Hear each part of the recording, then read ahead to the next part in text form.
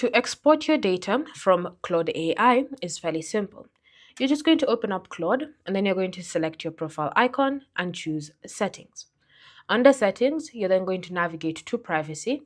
Then you want to scroll down until you find Export Data. So go ahead and select that option. Choose the time period you want, whether it's 30 days, 90 days, custom, or even all time. So every single conversation, user, and project. And then select Export. From here, once your export has started, simply wait a couple of seconds. May take longer depending on how long you've been using Claude for because there is a lot of information. But once it's complete and that pop-up has disappeared, you're going to go ahead and open up your email.